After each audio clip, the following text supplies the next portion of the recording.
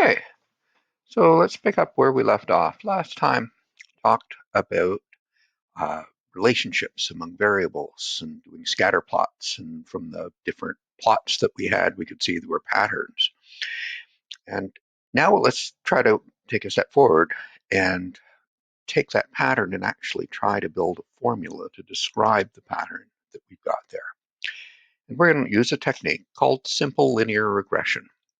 And this is probably the most common approach used to finding a line through a scatter of points. That if you recall, last time we were using a data set that had to do with credit cards.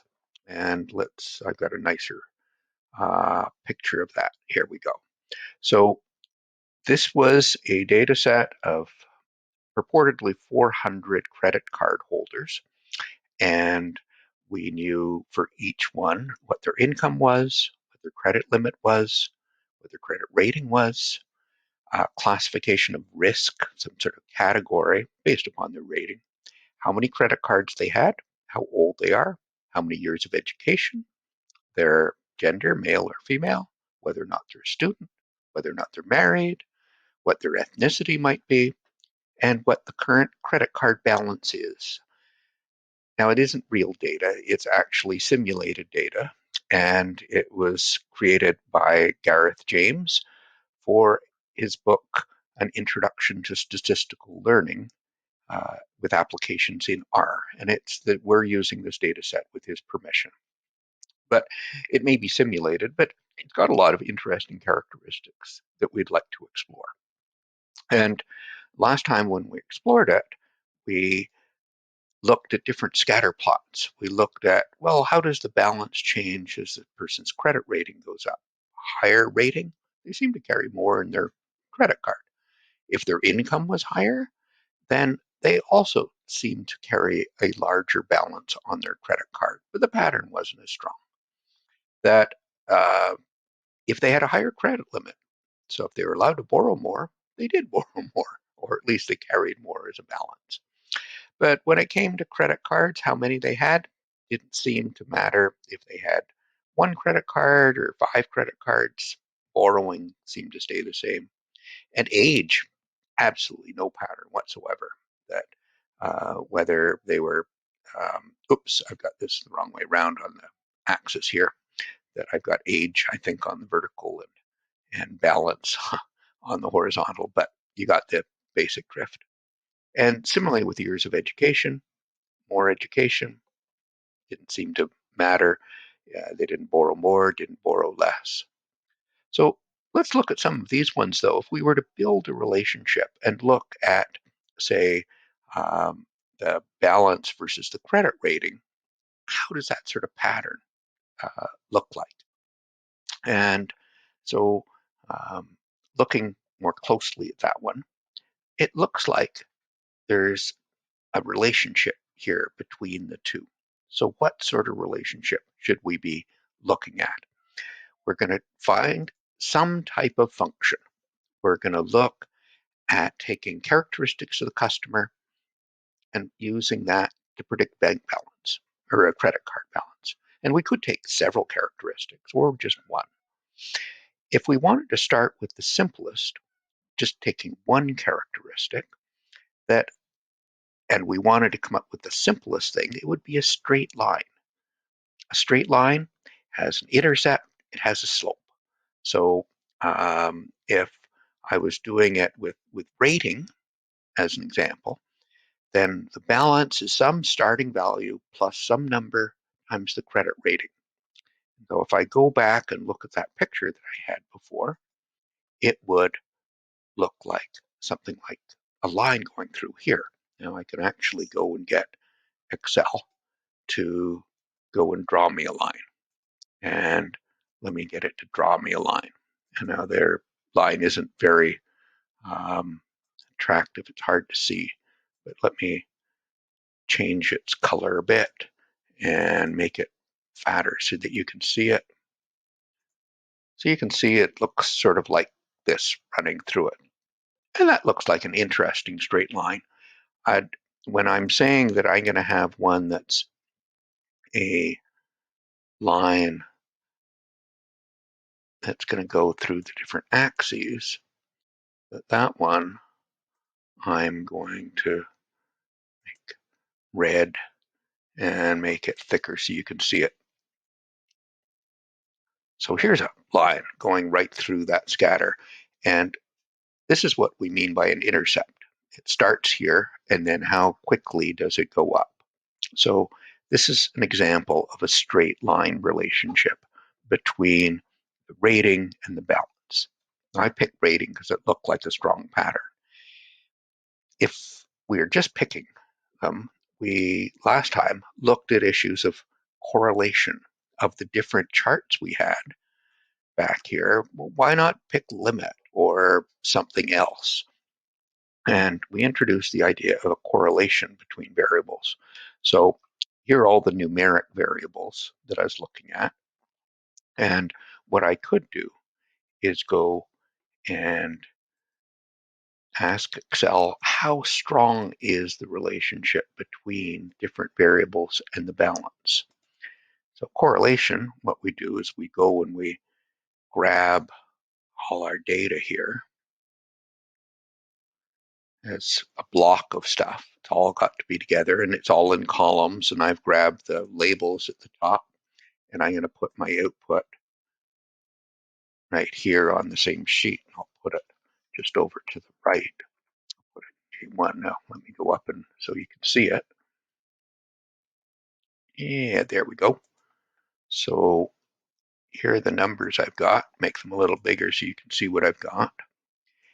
And correlations are numbers between -1 and +1. And if it's close to -1 or it's close to +1, then it means there's a really strong relationship between the two variables. But if it's close to 0, pretty weak. So here I'm looking at predicting balance. And so if I look at income, hey, 0.46. So that seems, it's almost halfway between 0 and 1. Looks like a reasonably strong relationship. Credit limit's even better at 0.86.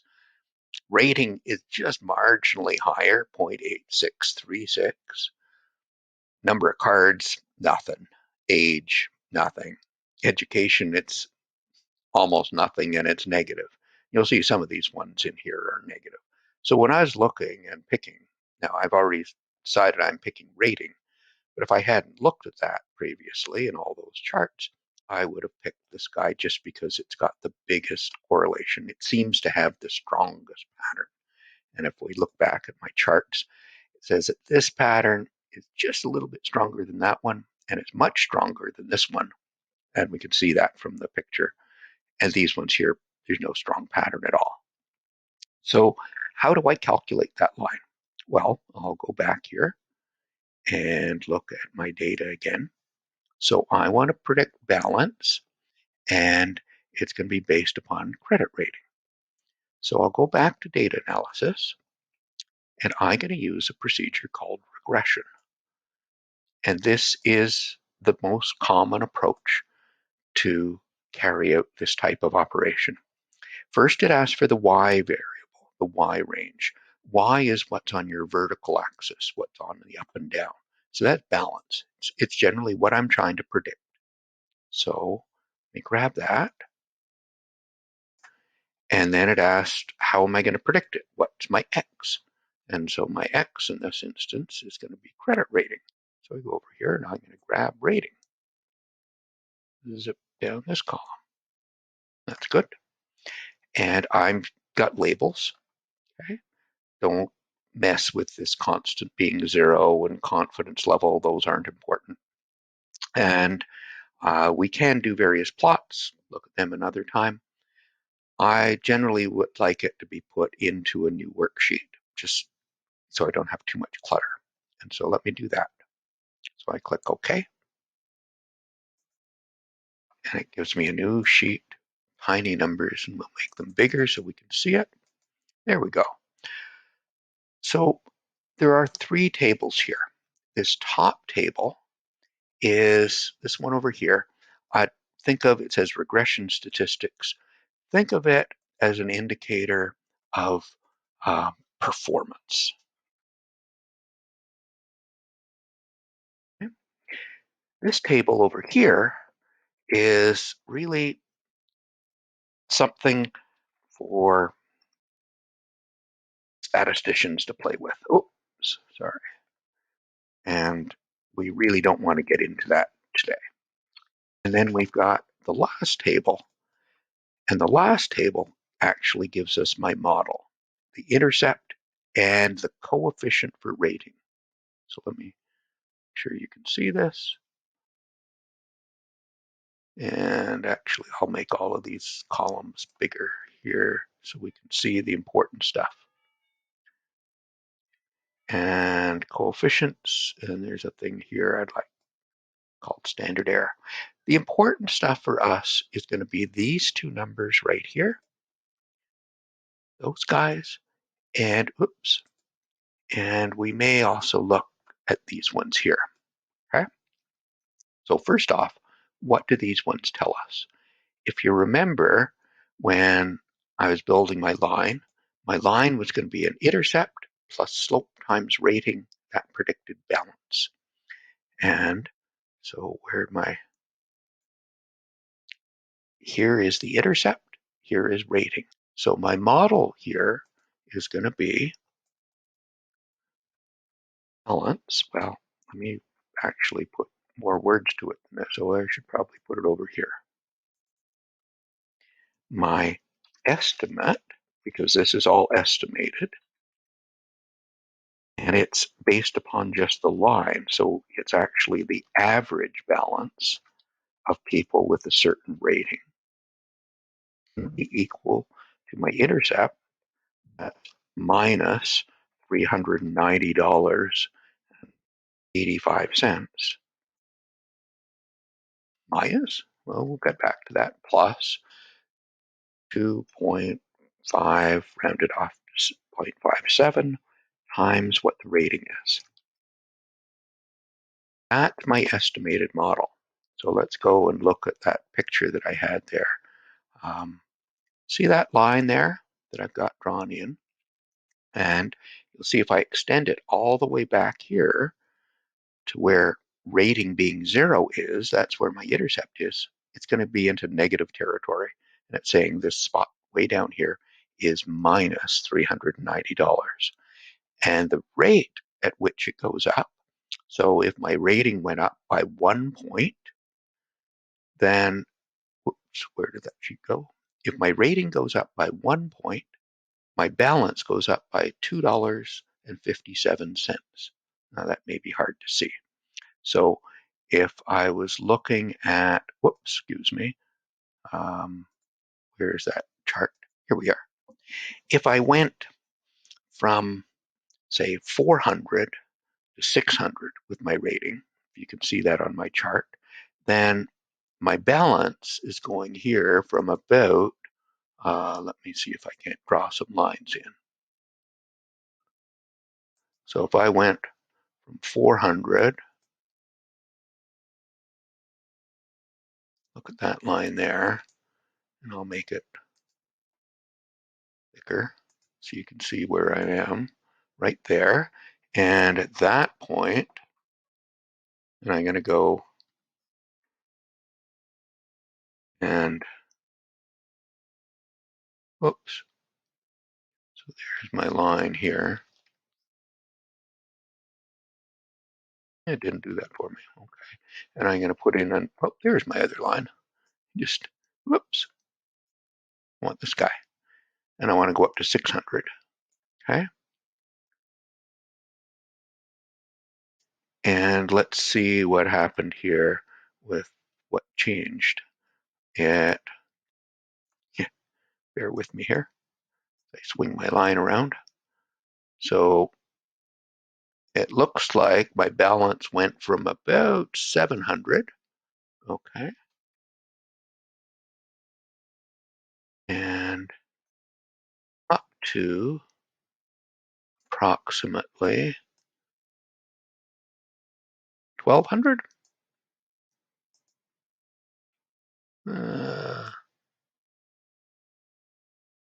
Okay, so I went up by about 200.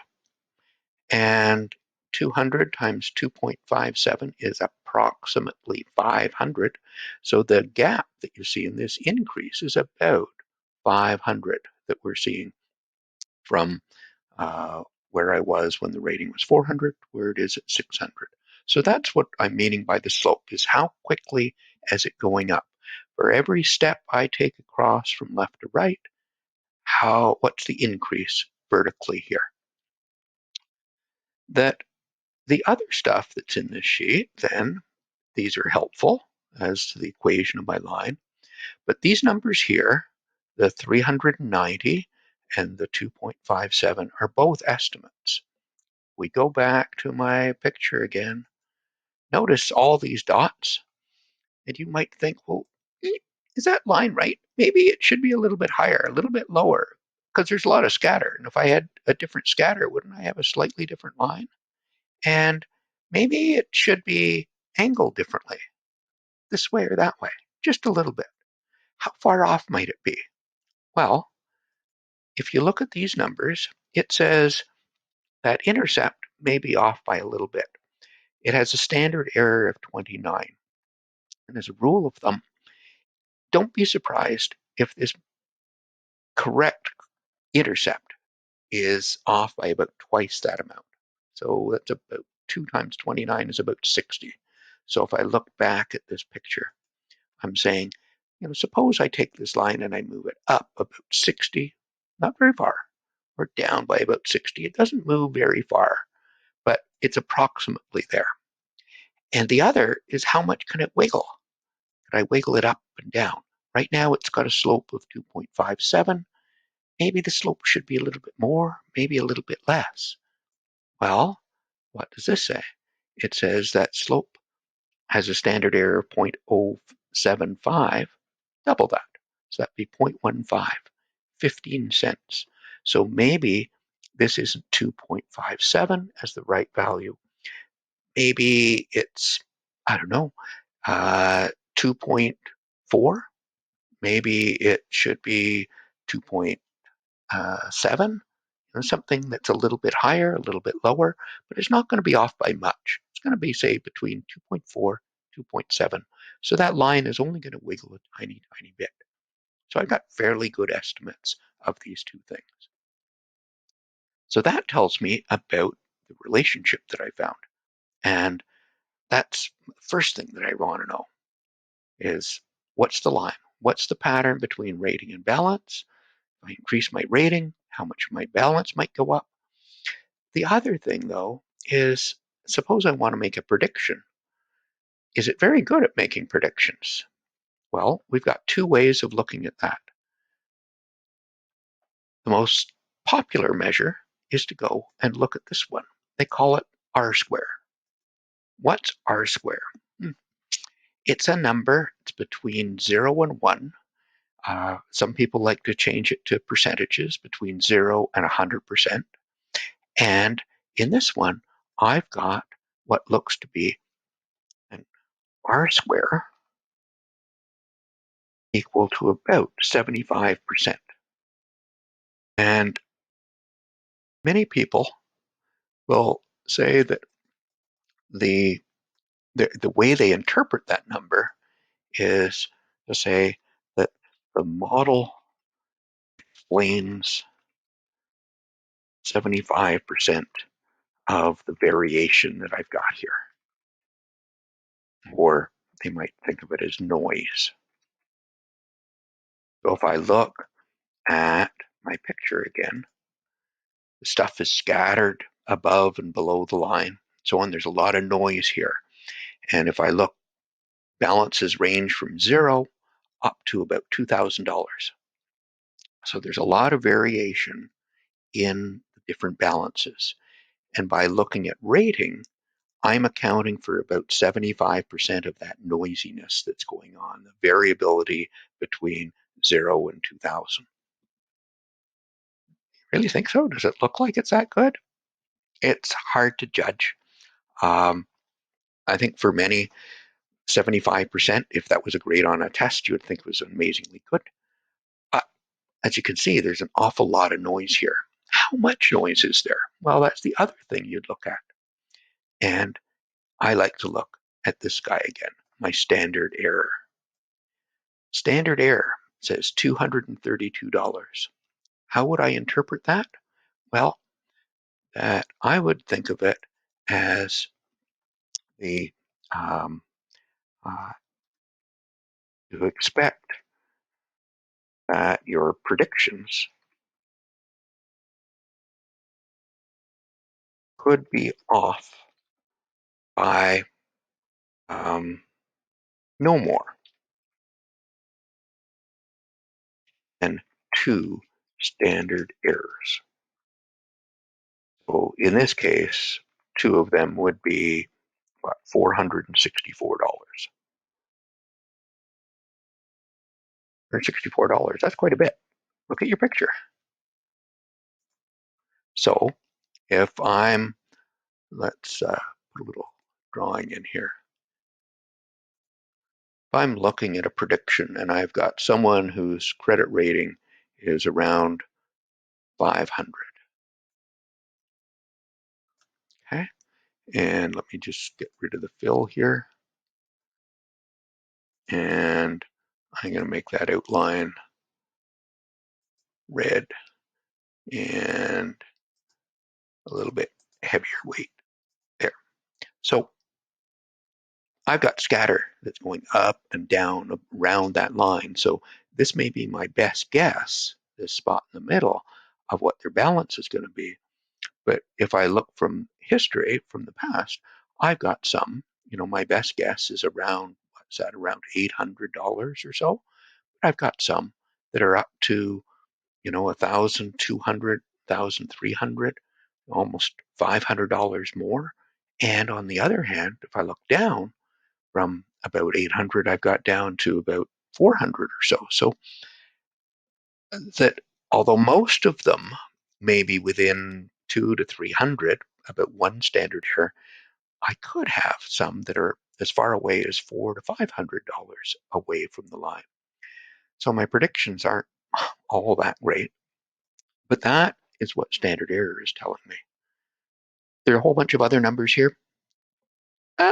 They're useful for specific applications, but for most of us, we want to know, how do I make the prediction? What's my formula? And how good are my predictions? And so this tells me on performance how good they are. And if someone challenges me on the formula I've got, that is that really that accurate, minus 390 plus 2.57 times rating, you could say, okay, maybe it's not minus 390. I could be off by about $30, maybe as much as $60. And no, maybe it's not by 2.57 for every rating point. It could be a little bit more, a little bit less. It's probably between 2.4 and 2.7. And that's it. That's everything that we've got that we can get out of this fairly simple sort of exercise here. And we're done. How do you like that? Bye.